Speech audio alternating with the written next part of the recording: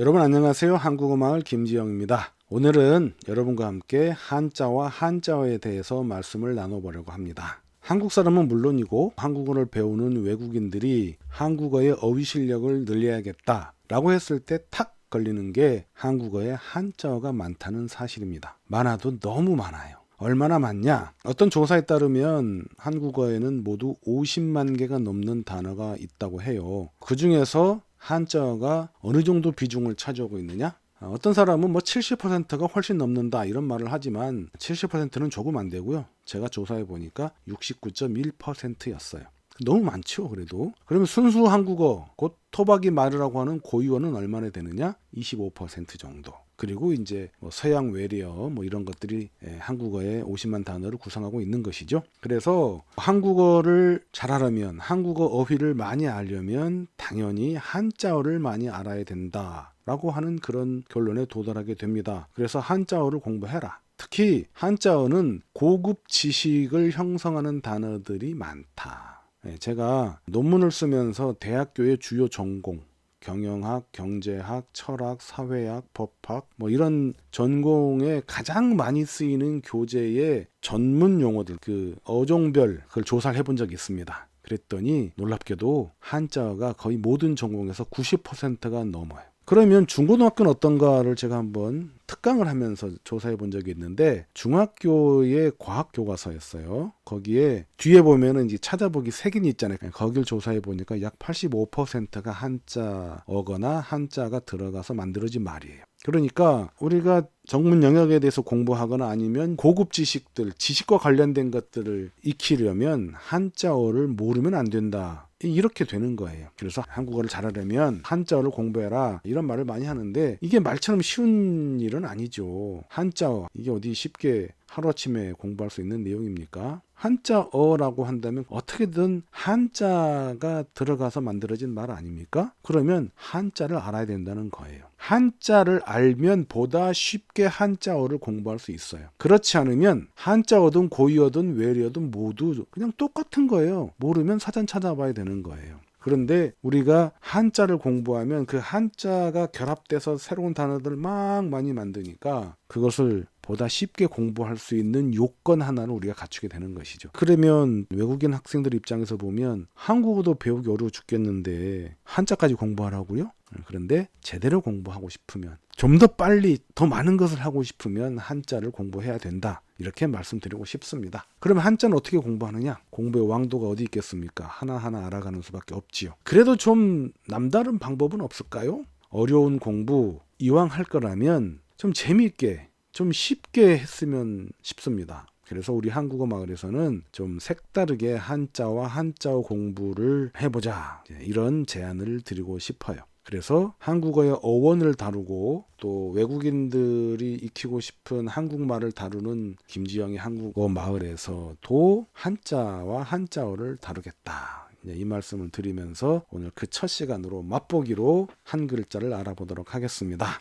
처음으로 살펴볼 글자를 뭘로 할까 고민하다가 이제 그 춥던 겨울이 지나고 바야흐로 산들산들 이 따스한 바람이 뺨을 스치는 그런 계절이 됐잖아요. 봄. 그래서 봄을 나타내는 글자로 하자 이렇게 생각을 했습니다. 자, 그럼 봄을 나타내는 글자 뭘까요? 춘. 바로 봄춘자입니다. 오늘은 한자 봄춘자에 대해서 하나하나 알아보도록 하겠습니다. 본격적으로 들어가기 전에 먼저 하나 말씀드리고 싶은 게 이 한자를 만든 사람들이 누구냐? 여러분이 알고 있는 것처럼 한자는 중국에서 만든 것이다 라고 하는 것이 지금까지의 정설이죠. 자, 그런데 이 한자는 뜻글자예요. 그래서 한자 하나는 그 속에는 소리도 들어있고 뜻도 들어있어요. 의미를 담았다는 얘기죠. 한국어의 문자인 한글은 의미를 담고 있지 않아요. 그냥 소리를 나타낼 뿐이에요. 그래서 간단해. 그런데 한자는 음을 나타내면서 소리를 나타내면서 동시에 그 안에 의미까지 집어넣었어요. 그래서 표의 문자라고 해요. 그 의미를 집어넣을 때 어떤 의미를 글자에 담았느냐.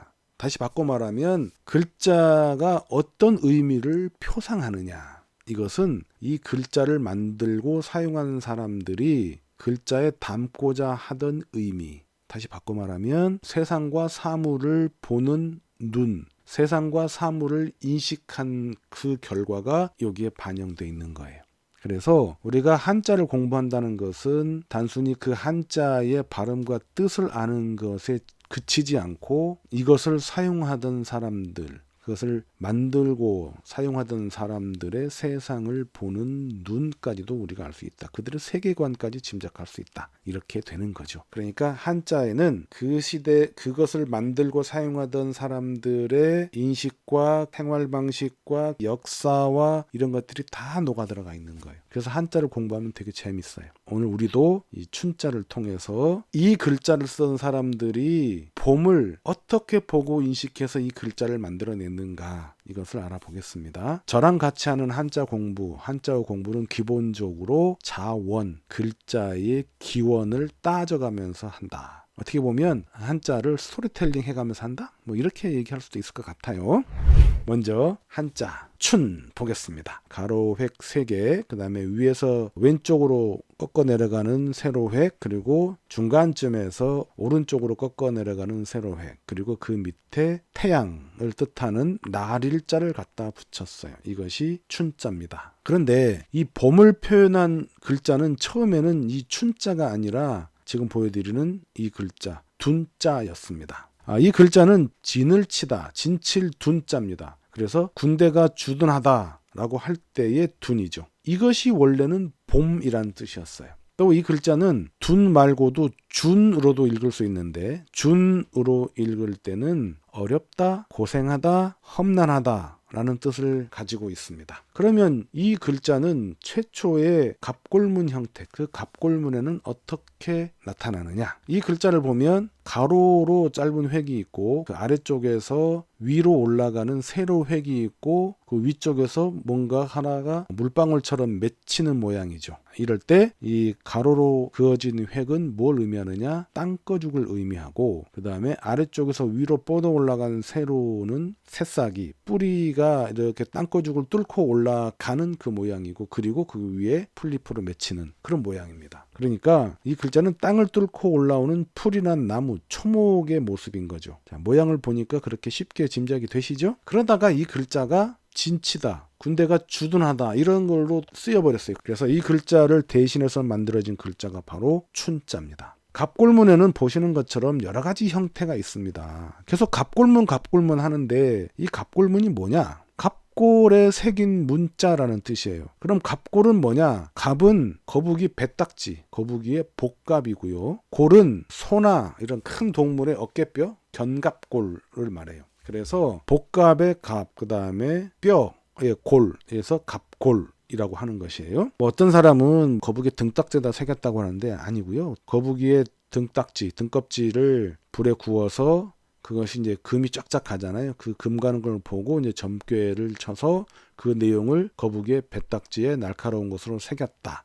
이것이 갑골문이에요. 네, 이 갑골문의 뒤를 이어서 나타나는 것이 바로 금문인데 금문은 청동기 시대, 중국의 서주 시대라고 해요. 청동기 시대에 금속, 보통 청동기겠죠. 금속에 새기거나 아니면 그 청동으로 주문을 떠서 만든 글자, 이것이 금문이에요. 이 금문도 지금 보시는 것처럼 여러 개의 형태로 지금 나타나고 있어요. 또 이 금문에 이어서 시간의 흐름 속에서 여러 그 형태로 변형되다가 주나라 때 대전을 거쳐서 진시황 때 이사라는 사람이 이런 대전을 간략하게 변형해서 만든 것이 소전입니다. 이것을 중국 후한 때 허신이라는 사람이 책에 집대성한 것이 바로 오늘날과 같은 한자 자전의 시초가 된다고 하는 설문해자입니다. 설문해자의 소전은 이렇게 생겼어요. 위에 풀초, 풀이 있고 그 다음에 둔자가 있죠. 그러니까 이게 풀은 의미 요소고 밑에 있는 둔자 같이 보이는 거, 이것은 발음 요소 같아요. 그리고 이제 의미를 더 뜻하는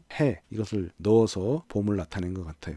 햇살을 받아서 땅거죽을 뚫고 풀이 나온다, 뭐 이런 뜻이겠죠. 갑골문부터 소전에 이르는 대표적인 자형들을 쭉 보면 이렇습니다. 풀의 모양에서 이제 거기에 나무나 초목이 들어가고 거기에 해가 들어가서 좀 더 의미를 강화시키고 이렇게 봄을 나타내게 됐다. 초목 사이에 햇살이 들고 새싹이 돋는 모습, 이것이 바로 봄이다. 이렇게 볼 수 있습니다. 자, 이렇게 오늘 우리 한국어 마을에서는 한자와 한자어도 다룬다 말씀을 드리고 그 첫 글자로 봄춘자에 대해서 알아봤습니다. 그러면 이 춘자로 만들어지는 한자어도 공부해야겠죠? 그것은 다음 영상에서 살펴보도록 하겠습니다. 오늘은 여기까지 하겠습니다. 여러분 고맙습니다.